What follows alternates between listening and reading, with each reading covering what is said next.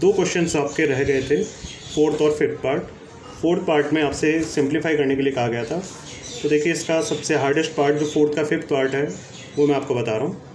यहाँ देखिए ब्रैकेट के ऊपर स्क्वायर है, यहाँ भी ब्रैकेट पे स्क्वायर है और बीच में माइनस साइन है।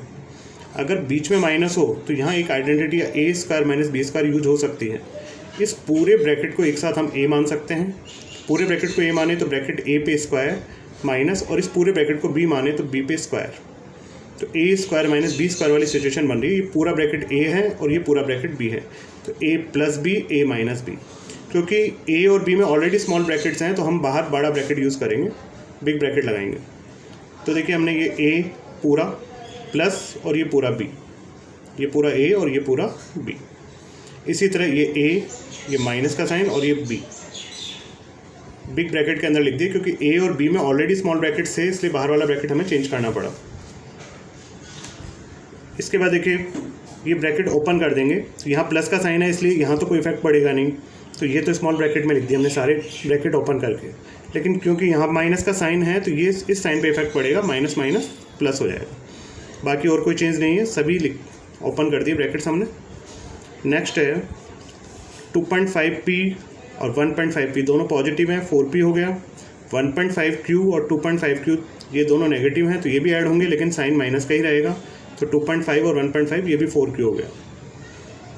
यहाँ हम देखें तो 2.5p प्लस का है, 1.5p माइनस का है, तो 2.5 में से 1.5 1p बचेगा, तो केवल p ही लिखेंगे इसे। और यहाँ 2.5q में से 1.5q सब्ट्रैक्ट करेंगे तो ये भी 1q यानी कि ओनली q बचेगा। इन दोनों में अगर हम देखें तो 4 कॉमन आ रहा है, तो 4 हमने आउटसाइड ले लिया। ये p माइनस q बचा, यहाँ p प्लस q बचा। ये a minus B, a plus B वाली सिचुएशन बन गई, तो a square minus B square हो गया। और इस 4 से इन दोनों को मल्टीप्लाई करें तो 4p square minus 4q square हो गया। तो बीच में माइनस हो तो आप इस आइडेंटिटी का यूज़ कर सकते हैं, लेकिन अगर बीच में प्लस हो तो ये आइडेंटिटी आप यूज़ नहीं कर सकते। जैसे कि नेक्स्ट क्वेश्चन नंबर इस फोर्थ के थर्ड पार्ट में मैं आपको समझा रहा हूँ। फोर्थ के थर्ड पार्ट में यहाँ बीच में प्लस है, तो ऐसी सिचुएशन में आपको करना ही होगा, यहाँ आप माइनस वाली आइडेंटिटी लगाएं a minus B whole square, और यहाँ प्लस वाली आइडेंटिटी लगाएं a plus B whole square. ये आइडेंटिटी लगाना हम फर्स्ट क्वेश्चन में और थर्ड क्वेश्चन में सीख चुके हैं। तो देखिए a minus B square, a square minus 2ab plus B square. इसी तरह देखिए a प्लस बी स्क्वायर, तो a square plus 2ab plus B square. a है यहाँ 7m और b है 8n, जैसे कि यहाँ भी a 7m और b 8n ही है, तो a square minus 2ab plus B square ऊपर इसमें, और सेकंड पार्ट में a square plus 2ab plus B square लगा दिया हमने। अब देखिए जब इनका स्क्वायर किया तो 7m का स्क्वायर 49m स्क्वायर हो गया। इन तीनों को मल्टीप्लाई करें तो 8 7 जा 56, 56 2 जा 112 m और n, ये 64n स्क्वायर हो जाएगा। इसी तरह सेम ही है, बस पॉजिटिव साइन है यहाँ पे, बाकी तीनों चीज़ें सेम ही है, जैसे यहाँ है वैसा का वैसा ही है।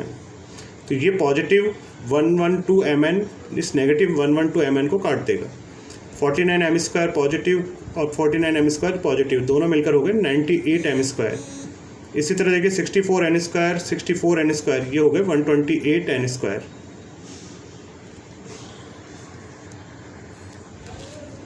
तो इस तरह फोर्थ के बाकी रिमेनिंग पार्ट्स में आपको कोई दिक्कत नहीं आएगी।